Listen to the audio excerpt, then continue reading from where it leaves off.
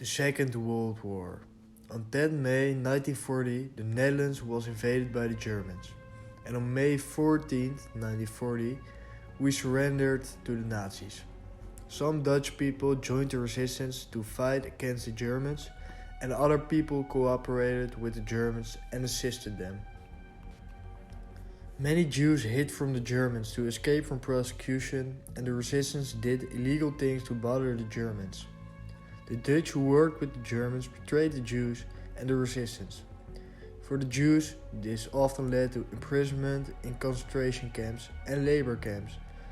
For the resistance, the death penalty was likely to occur. During the occupied years, there were Dutch people who voluntarily cooperated with the Germans, collaborators. Collaborators support and help the Nazis. They are therefore commonly referred to as traitors. Collaborators voluntarily participated in the prosecution of Jews, betrayed people who were hiding from the Nazis, and betrayed resistance organizations or joined the German army voluntarily. But who are these traitors and what were their motives? There are different kinds of collaborators. The NSB is a political party that collaborates with the Nazis during the occupation. The NSB was founded by Anton Mussert in 1931 as an extreme right-wing anti-parliamentary movement. From the end of 1931, the NSB is the only permitted political party in the Netherlands and works closely with Germany. The NSB ultimately has around 100,000 members. Around 25,000 Dutch people voluntarily participated in the Waffen-SS during the war. They fought with the Germans to expand the Third Reich, especially on the Eastern Front and in the Baltic states. The Dutch SS is established on September 11, 1940. The WA of the NSB was established in November 1932. Members of the WA are officially unarmed, but often act as fighters for Hitler in the Jewish neighborhoods. During the war, traitors are also active in the Netherlands, who provide information or services to the occupiers. The Germans call these informants V-men.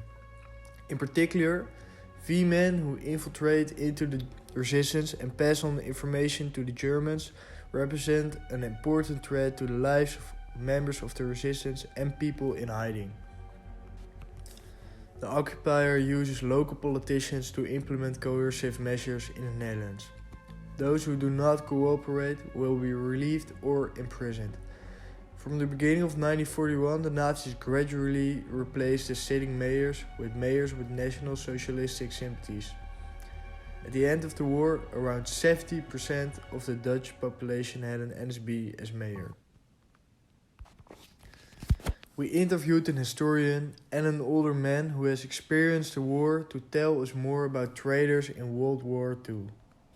Why were the Jews persecuted? That's a long story, and it started in Germany, in Nazi Germany, although they were persecuted from the Middle Ages on in the whole of Europe. But in 1933 Hitler came to power in Germany and established the Third Reich. And one of his main aims was to persecute and to murder all the Jews, first in Germany, but in the end in the whole of Europe. Yeah. Okay, and so the Jews got betrayed a lot, but why? With what happened to the Jews when they got betrayed? Well, there were certain steps.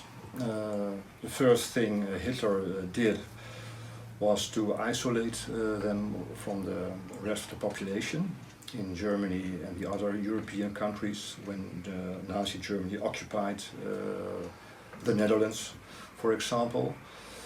The second step was to deport them to concentration camps, and a third step was to murder all the Jews, because his aim was to make Germany and the rest of Europe Judenrein. For him, German people who were the best people in the world. And so this was the reason for Hitler and his friends to murder all the Jews. Okay. And do you know what the reason was for betraying other people? Well, you can say that not everybody agreed with him. So he had a lot of friends, but there were also a lot of opponents. And people wanted to help the Jews to find hiding places, so they could go in hiding places and protect themselves from the Germans. But there were people who hated Jews, also in the Netherlands, and they reported the Jews who were hiding to the Germans.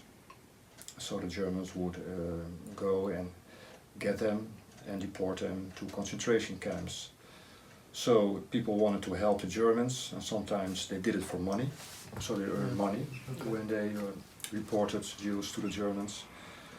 And that was for the most people to earn money, or because they disliked the Jews, to betray them and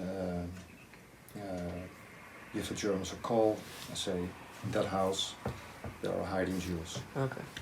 And what happened to the traitors after the war?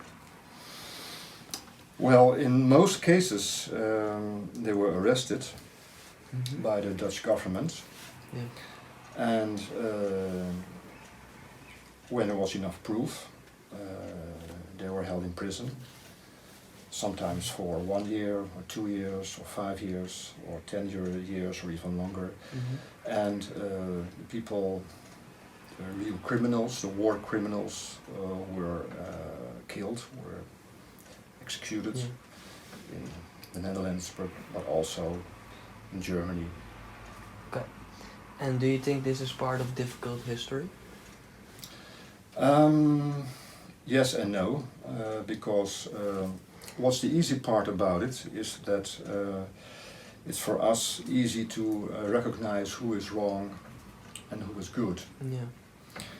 And there have been a lot of research, there have been a lot of books and articles, libraries were written about these subjects. So when you search information, it's easy to find. Yeah. But the difficult part is there are still people nowadays who are relatives from people who were murdered, or relatives from people who were the real criminals. And for them it is difficult to talk about it. Okay. And it's for them difficult to accept this. So there is still a lot of pain. And that makes this history very difficult. And what you see now, today in society and in politics, again there is a lot of anti-Semitism or racism or fascism even. So there are still people in our time who support these ideas of all the Nazis. Yeah. Okay. Well, thank you. Hoe oud was u in de Tweede Wereldoorlog en waar leefde u? Ik was 7 jaar toen de oorlog uitbrak, 7 jaar. En ik woonde in Nijmegen, in de buurt van Nijmegen, ten westen. Oké. Welke rol speelde het verraad in het dagelijks leven? Dat je niet moest praten met anderen, want je kon niemand vertrouwen, niemand. Dus er was maar één mogelijkheid, praat niet. Ja, oké. Kunt u ergens begrijpen waarom ze mensen verraden? Niemand had geld, iedereen was arm. Er was maar één mogelijkheid om aan geld te komen, dat is deze afschuwelijke praktijk toepassen. Oké, nou bedankt. So who were these traitors and what were their motives? We can conclude that there were two groups of traitors. One group was recognizable as the NSB or WA, and the other group was unrecognizable in society. This last group led to a lot of distrust and suspicion between people, because it could be anyone, your neighbor, your colleague, even your fellow resistance fighter. The main motive for betraying someone in the Second World War seems to be money and hatred of different groups, such as the Jews.